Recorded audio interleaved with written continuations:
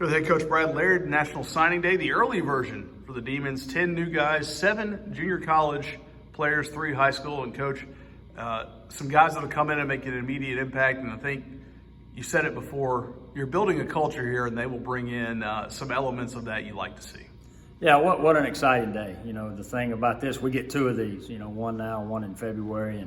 And to really concentrate on guys that have the ability to be here in January as we start building the 2020 team. And, you talk about some position needs that we hit, but to me, more importantly, building the culture and bringing in guys that from programs that have traditionally been successful. And I think that's important as we move forward within this football team and the guys that we have coming back for the 2020 season and beyond, to mix these 10 guys that we have along with the guys that we'll sign in February for the future of Northwestern State football.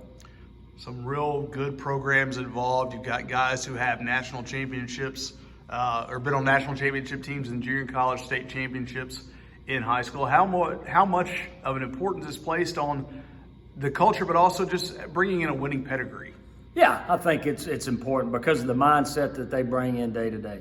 The mindset that they'll combine with the guys that we have coming back that understand that we got to be all in. We got to compete every day and be successful that day to be successful in the future. And you're bringing in guys that have been able to be a part of programs, whether it's guys for the last 2 years or whether it's those 3 high school young men that have been part of that culture for 4 years. So I think it's important not only to meet needs, but to bring in guys with that type of mindset. Starting that defensive backfield, there's a lot of guys to replace. You've got to replace Nick Ford and Ryan Reed, who started every game for you at safety. And you took a step forward today getting P.J. Harrington from East Mississippi. That's one that's got national championship experience. He's played at a program that has seen a lot of media attention, especially for a community college level. Yeah, no doubt. And what he brings, very versatile as far as what he can do in the back end. And with the number of seniors that we had in the back end, I think he brings an element this spring to be able to compete in a lot of different areas back there and coming from a program that won the national championship last year.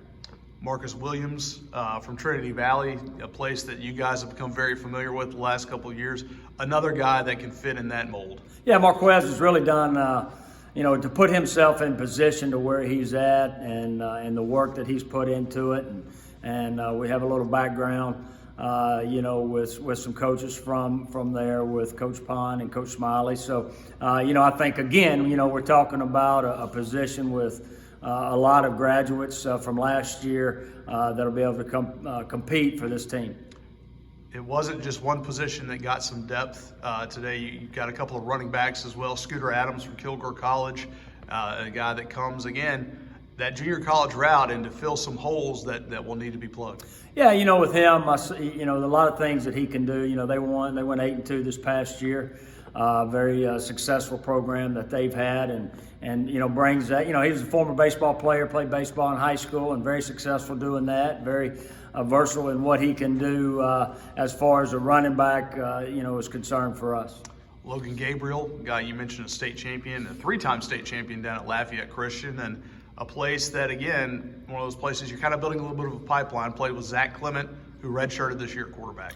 Yeah, I tell you, that what they've done there, again, winning the state championship and the culture that they have and winning day in and day out, and like you said, 3 times that they've won it in a row, and what he brings to this program at that position.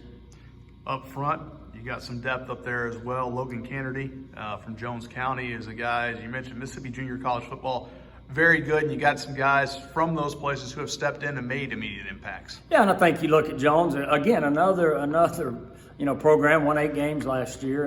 And as just kind of like defensive back, you talk about a position where some seniors graduated, so we bring in guys to be able to compete with the guys that we have that we feel look forward to watching that competition unfold for some new guys that we have on this football team and for guys that have been here.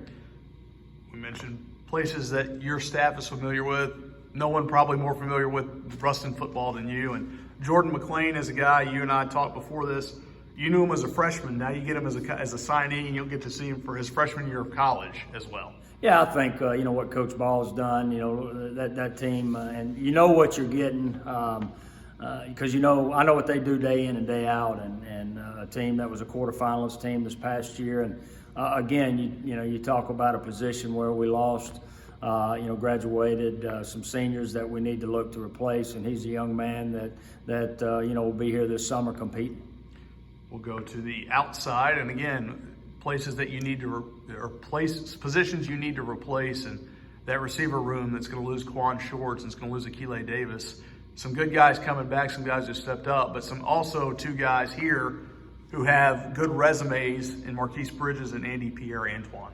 Yeah, I mean, I think first Marquise, a lot of, as you look back at Petal High School in Mississippi, and I know some coaches there, and then what he did at Gulf Coast with them winning the national championship, and you're bringing in a guy that you love watching on film, but you love in person as well, and can't wait to get him here on campus along with Andy. You talked about the guys that we lost, and we're really looking forward to the guys we got coming back, mixing with these two young men to the competition that'll unfold this spring. Inside, back at linebacker, Malik Williams from Gilmer High School, one of those three high school signees you talked about. East Texas football and along I-20 especially very strong and a good place to go get players. Yeah, Gilmer High School, what a program that they've had, and will continue to have. Got beat in the third round this year. A team that's used to playing for state championships, and a guy that will come in and be able to compete. Malik was also a basketball player, very multiple things that he can do, and look forward to watching him at linebacker for this not just this next year, but the next 4 years. He's the last one we'll talk about, but he's probably not going to be the last one in terms of impact. That's kicker Eddie Godina, and it's Trinity Valley product, a guy that hit 26 field goals for the Cardinals. It's an NJCAA record. So a guy that certainly you were happy to get, and a guy who can come in and certainly make an immediate impact for this program. Yeah, I tell you, Eddie, I got to give him a lot of credit. The way he handled this process, and and all these young men as they sign, and we look forward to getting them here on campus. But Eddie's one, like you talked about, 26 field goals. He does a lot of things, as far as being able to punt and kick off, and to be able to add him to the mix as a junior college All-American as we move forward is exciting. And I know that your staff has put in a lot of work. Jake Olson, the recruiting coordinator, both your coordinators, Coach Mike Lucas and Coach Brad Smiley, and it kind of takes a village to get this done. Oh, there's no doubt. I mean, what our coaches have done. The first time we did an official visit during the season, and you talked about Coach Jake Olson being our recruiting coordinator. A lot of times that goes unnoticed. As you go, throughout the season, the work that he does behind closed doors to be able to get ready for an official visit, to be able to get these guys on campus. Dustin Eubanks, golly, Dustin may not be on the road day to day, but what he does on a daily basis, as far as official visits and compliance work, we can't thank him enough. But really appreciate the staff.